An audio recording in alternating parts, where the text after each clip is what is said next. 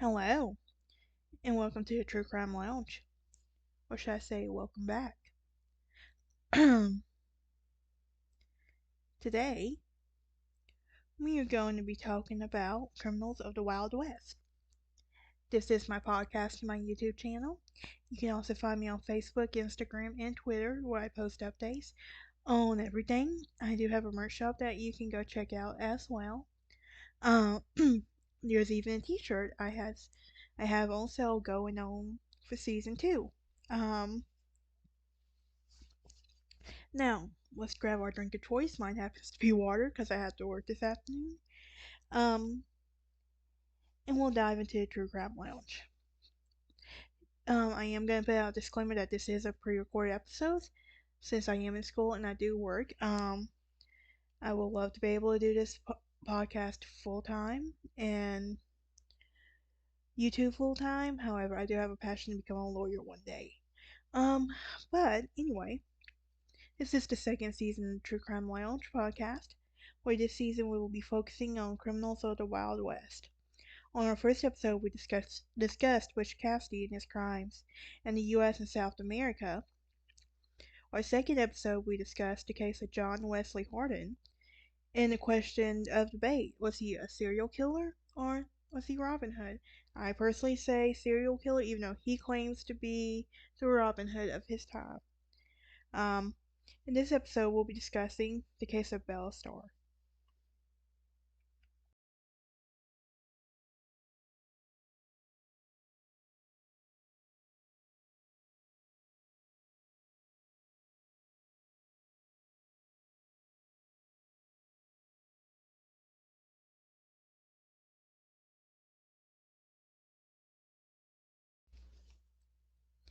Belle Starr was known for being an infamous outlaw in the Wild West. She was associated with famous outlaws such as Frank and Jesse James,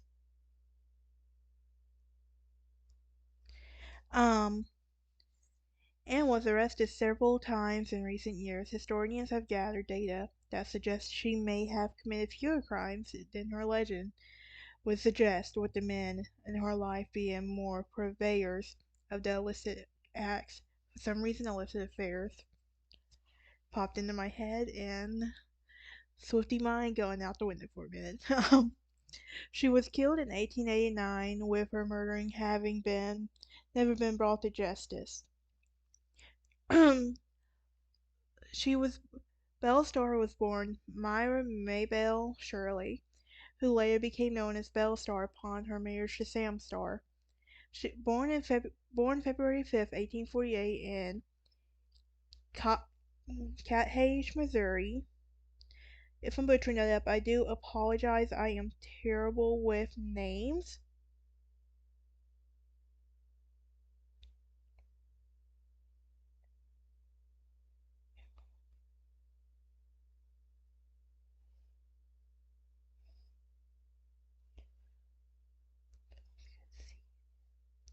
Sorry guys, I had to respond to that email. It was kind of urgent, but okay.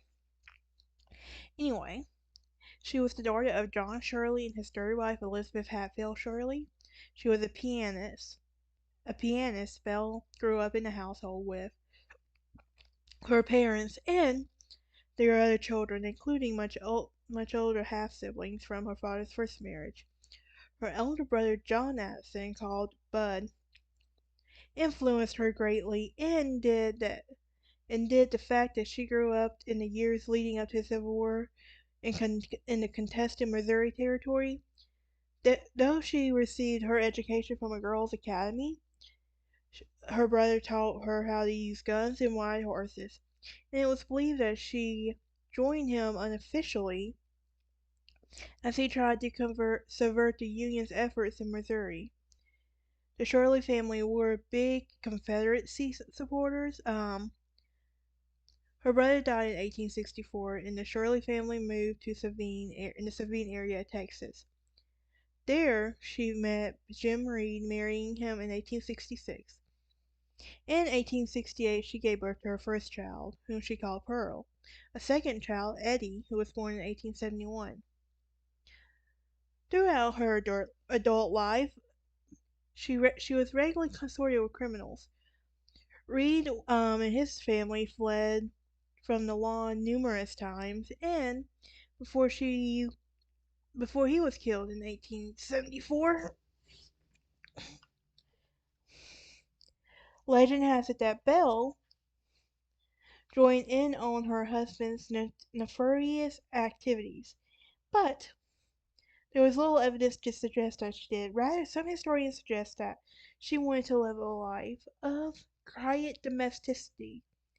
Before Marie's death, she returned to her parents' farm, leaving the marriage. In 1880, Belle wed Sam Starr, who was a Cherokee import of the Starr gang.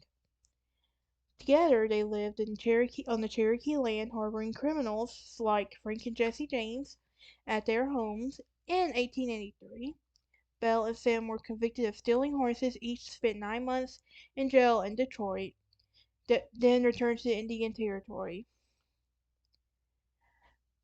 By the time by this time she was known as a felon, with her notorious growth over suspicion for later crimes.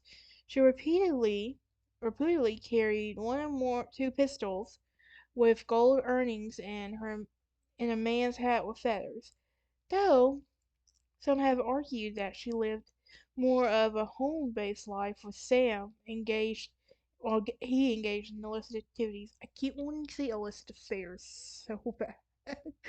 Anybody who's not a Swiftie will probably kill me for that one right now. But anyway, Belle was arrested twice, but was never convicted again.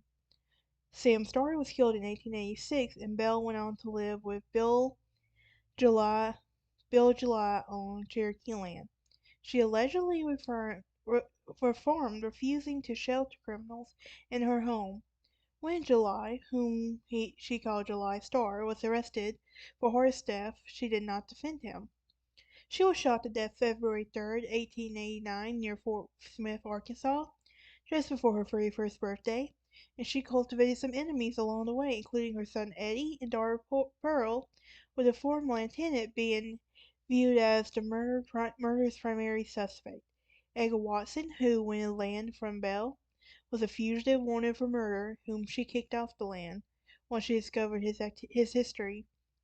Authorities believe that Watson might have ambushed Belle, and he was arrested on suspicion that he committed the act. Yet he eventually released as there was no witnesses to the crime. In addition, a number of works inspired Belle's life, including the 1941 film Belle Starr, starring Gene Tierney, a noted biography of the Western icon written by Glenn Shirley.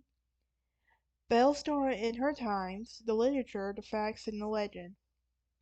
So, was she the bandit queen of the American West? Well, she was a Confederate sympathizer and supposedly a notorious outlaw of the American West. She had been credited with a long list of spectacular crimes, but it appears that she might have done a list more than more than traffic in stolen horses, bribe law enforcement, and provide a haven for her outlaw friends.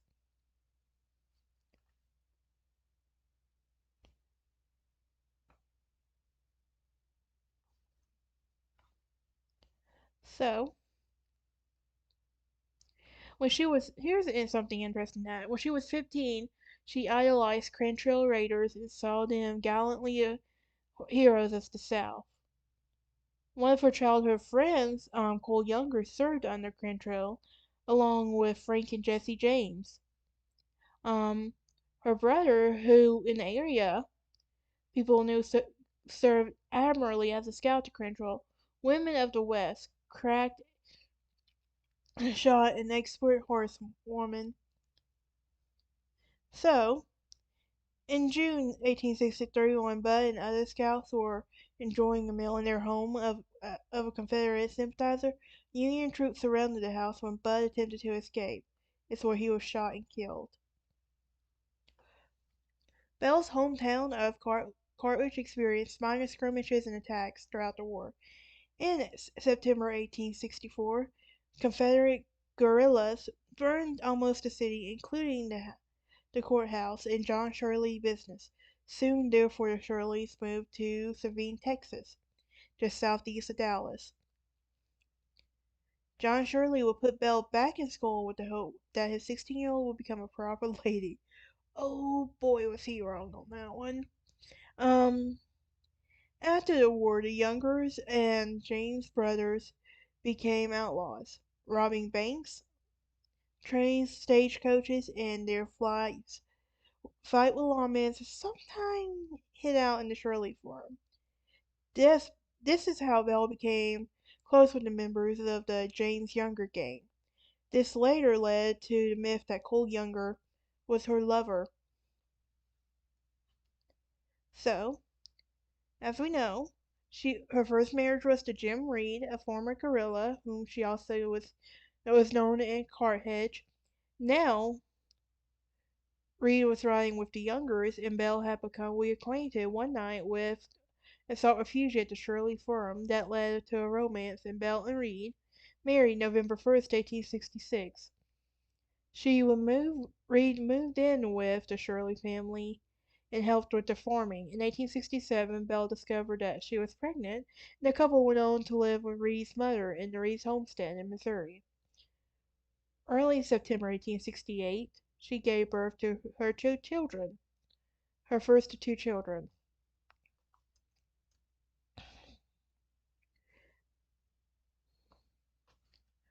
So, here's a little backstory on Jim. He became involved in notorious horse thieves Tom Starr and whiskey smuggling in the Indian Territory. After several years of marriage, he began spending less time and more time with Starr, whose tribe in Cherokee spurned because of his viciousness. Reed and Starr were sold whiskey in Russell Cherokee Territory, and Reed reestablished contact with his friends in the James Younger gang. So, the domestic tranquility that was short-lived as Reed became increasingly involved in criminal activity. After Reed was accused of passing counterfeit money in California, the family had to flee again. This time moving back to Texas for the next 2 years. There, he would become livestock wrestling and murder with some outlaw associates. When warrants issued for his arrest, Reed hid out in the Choctaw Territory, taking Belle with him but leaving their children with the Shirleys in Texas. Interesting. So, in 1873, incidents of notorious cruelty. Reed and his gang robbed a family about almost 30,000 in gold coins.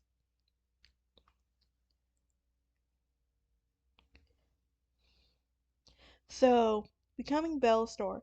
When Belle met Sam, the handsome young Cherokee son of Tom Starr during her visits to her husband, Hyle in 1873, now she sought solace and companionship in the Starr family in the Indian Territory. Records show that on June 5th, 1880, she would marry Sam, officially getting his famous name. The marriage listed Sam's age as 23 and Belle's as 27, though she was actually 32. She wanted him young, huh? That's some Jennie Jerome stuff right there. Not really, not really. All historians, please don't kill me on that one. Um, the couple settled down in a log cabin on Sam's 62-acre in the north side of the Canadian River near Briartown, Oklahoma. Belle named the place Younger's Bend in honor of the Younger gang. This place was a mist of outlaw country and many fugitives, including Jesse James Austin sought refuge on the property. Now that Belle married a Cherokee, she had a dower's right of her husband's land, where she learned many ways of organizing, planning, fencing for rustlers, horse thieves, and bootleggers. As for harboring them for the law, her illegal enterprises proved lucrative for her to employ bribery for free cohorts of the law. They were caught. So, in July 1882, the Stars were accused of stealing horses at their roundup on the land. The Starrs received permission to pen the horses in the neighbor's corral until they could be sold, but the neighbor noticed that some of the horses actually belonged to other ranchers, and he informed the Starrs, but they sold the horses anyway. The Starrs were arrested for horse theft by a U.S. deputy marshal and taken to Fort Smith, Arkansas, to face Judge Isaac Parker. In the hanging judge, their 4-day trial took place March of 1883. Both were found guilty. Parker, however, went easy on them, explaining that it was their first conviction for both. Sam Starr served a 12-month sentence, while Belle received 2 6-month sentences in a federal prison in Detroit. Belle moved to be a model prisoner, and during her time there she won the respect of the prison matron, while Sam was more incorrigible and was assigned hard labor. After they were released, they returned to Younger's Bend, where Belle had put on weight in prison, and she would appear dowdy. When she busy planting, was not busy planting, she liked to read and play her piano. Sam Starr began to spend more time away from home engaging in outlaw activities, until he became a wanted fugitive. It was known that outlaws sought the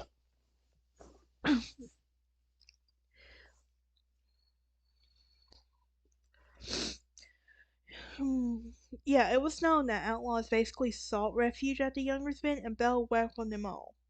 She made a statement to the Dallas newspaper reporter after she returned home from prison. From this period until her death, Belle never seemed to be hard up for money. Belle stood trial twice more at Fort Smith in 1866. 3 bandits had robbed her some farms in the Younger Bend area, and 2 witnesses claimed Belle was one of them. But the evidence was not enough to convict her. 3 months later, she stood trial for a horse theft after she was mistakenly brought in for a stolen horse and gave it to a friend. Again, she was found not guilty. So, when she returned home from her second trial, she later learned that her husband had been critically wounded and the posse Indian posse ambushed him. Despite his injuries, Sam managed to escape and fled to his brother's home. Belle treated his wounds and convinced him that he would have a better chance in front of a Judge Parker, than before a tribal council. Sam Starr surrendered to U.S. deputy marshals in 1886 and was scheduled to stand trial. 1887. Belle hired the best lawyer in Fort Smith for Sam to pay his bail. And on December 17, 1886, at a Christmas party the Starrs attended in a friend's house, Sam was killed in a shootout with U.S. Deputy Marshal Franklin West. Belle's life was as an outlaw queen abruptly ended. In addition to, the Cherokee Tribal Council told her that she needed the claim younger to the Younger's Bend ended with her death, and she was in danger of losing her home. She quickly resolved this by marrying young Jim July, a mixed-blood Greek and Cherokee Indian and Sam's adopted brother, who was more than a decade younger than Belle. Okay, I was joking earlier about the Jennie Jerome stuff, but seriously, just sounds like a Jennie Jerome thing going on. But anyway, um, the Cherokee leaders told her that she could keep her land as long as she remained married and stopped allowing fugitives to hide out on her property. The marriage was unpopular with Belle's son Ed and daughter Pearl, who resented July. This was the beginning of her problem with her children. She would become pregnant by a married man. Pearl became pregnant by a married man she had been seeing behind Belle's back. Belle tried to convince Pearl to visit a doctor in Fort Smith for an abortion, but Pearl refused. Belle had shipped her off to her grandmother's in Siloam Springs, Arkansas, to have the baby. When Pearl was in Arkansas, Ed was arrested for horse theft and selling liquor to Indians. Belle had lawyers, but Ed was sentenced to prison. A few months later, Belle's lawyers were able to pardon him, and he returned to his mother's ranch. One day caught Ed, one day she caught him mistreating the horses and gave him a lashing and a bullwhip. But Ed soon returned to the cabin at Younger Spin. After her baby was born, Pearl returned to Fort Smith, Arkansas, at some point and became involved in prostitution there.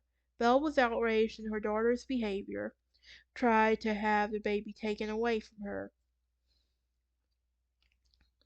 So the ambush. Well, farmers were settling land near Younger Spin, and Belle Starr agreed to rent some of the land to Edgar Watson. In 1888, Watson paid cash in advance, and he and his wife moved on. Starr later learned that Watson was wanted for murder in Florida. Afraid of losing her land, she tried to cancel the rental agreement, but Watson refused to leave. But about the same time Ed was arrested for stealing horses, Jim July also was indicted on horse theft. In February 1889, July left the Younger Spin to turn himself into jail in Fort Smith.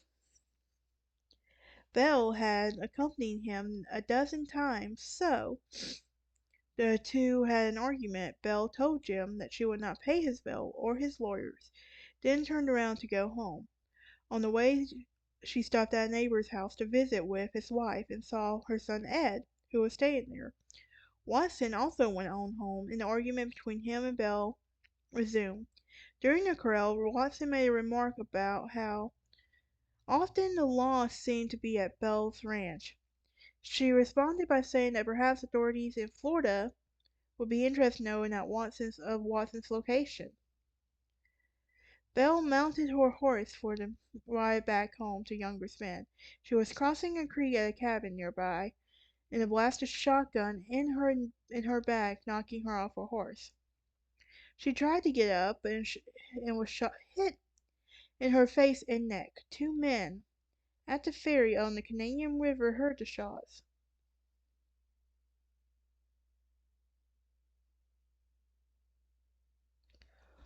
Um, Once the men, Milo Hort, ran and found Belle down in the mud. When she lost her rider, Belle found Venus, ran toward her home, with his blood still covered. Um, Reached the cabin. Then Pearl immediately knew something must have happened. Pearl ran down the trail with Hoyt, comforting her mother, and Belle died in her daughter's arms. So Belle died on her of her wounds on February 3rd, 1889, 2 days just before her 41st birthday. Pearl and her neighbors buried Belle in the yard of the cabin. At first it seemed clear cut against the case against Edgar Watson. When Jim July reached Smart's fifth, a telegram was waiting for him that news of Belle's death. He immediately started back for Younger Spin. Arriving the following day, boot tracks were found leading toward Watson's cabin. When Watson's house was searched and the shotgun was found, with barrels recently discharged, but he was denied anything to do with the murder. July threatened to kill Watson, but Watson replied that he was innocent.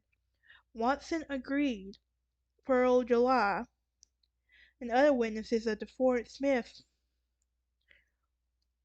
arriving there 3 days later for Belle's death.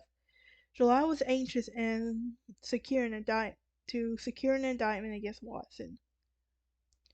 A hearing was done before a U.S. Commissioner, and all of Watson's neighbors testified that he was quiet and hard-working, though that he was well liked by everyone and had no trouble since coming up to the neighborhood. During the time hearing, it was discovered that the rumors about Watson being wanted for murder in Florida were false.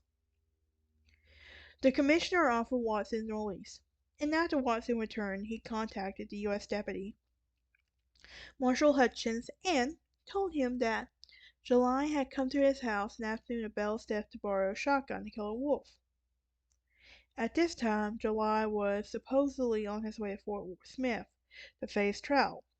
July returned to Shotgun hours later and the bell empty. Soon after July left his house, Watson learned of Belle's death. Watson gave the deputy and the two empty shells from the shotgun. The deputy returned to Fort Smith and gave Watson's story to Judge Parker, who did not believe that Watson had any reason to lie since he had been cleared during the hearing. Judge Parker ordered Hutchins to go back to Youngersville and attempt to learn the truth. Deputy Hutchins interviewed Milo Holt and learned of a startling detail. Holt said that Jim July had offered him $100 to kill Belle. When Holt refused, July yelled, "Hell, I'll kill her. I'll kill the old hag myself." Um, Hutchins picked up July's trail for the woman and caught straight to outlaw next morning. Ordered to surrender, Jim refused and reached for his gun. Hutchins fired first, knocking July from his horse and seriously wounding him. July surrendered and turned over to Marshall, who took him back to jail to support Smith. He asked July asked to see Deputy Hutchins, saying that he had a confession, and he would only give it to Hutchins. Before Hutchins could reach July, he died. So, the law was interested in Belle's son, young Ed's anger for beating his mother since smoldering him since the incident. He had expressed his rage to several people, who some thought were capable of killing Belle. He was at the neighbor's house when he heard Belle's argument with Watson. Even Pearl was beyond suspicion. She held a long-standing grudge against her mother because of the trouble between them. When Pearl became pregnant. So she had the opportunity since she was home alone and when Belle was killed, and almost no one looked for a shotgun in Belle's cabin. More than likely, Pearl has access to one. Soon, she died, and Belle Starr's legend had began taking shape. The first of her work's responsibility was prosecuting the myth was Belle Starr, the bandit queen or the female Jesse James. So, what do y'all think?